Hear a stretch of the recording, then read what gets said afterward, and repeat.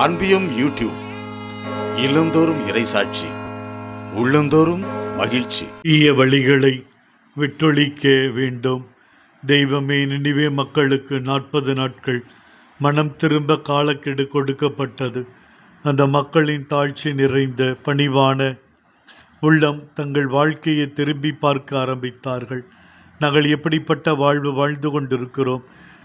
எங்களுக்கு நாங்கள் அறியாத தெய்வத்திடமிருந்து ஒரு செய்தி வந்திருக்கிறது. இது ஒரு அழிவின் செய்தி அல்ல, மாறாக எங்கள் வாழ்வை செம்மைப்படுத்த, சுய பரிசோதனை செய்து பார்க்க, மனம் போன போக்கில் வாழ்ந்து எங்களை நின்று நிதானித்து கருத்தாய் ஆராய்ந்து பார்த்து வாழ்வை சீர்படுத்தி கொண்டு வாழ ஒரு வாய்ப்பு வழங்கப்படுகிறது. எங்கள் மீது இந்த தெய்வத்திற்கு இருக்கிற நல்ல எண்ணம் தான் இந்த செய்தியை சொல்லுகிறது. நாங்கள் இன்னும் நல்லவர்களாக, பரிசுத்தம் நிரம்பியவர்களாக, உண்மையுள்ளவர்களாக வாழ ஆண்டவர் புது முயற்சி எடுக்கிறார். நாங்கள் அந்த தெய்வத்தோடு இணைந்திருப்போம். எங்கள் மீது அக்கறை கொண்டவரின் வார்த்தைகளுக்கு செவி கொடுப்போம்.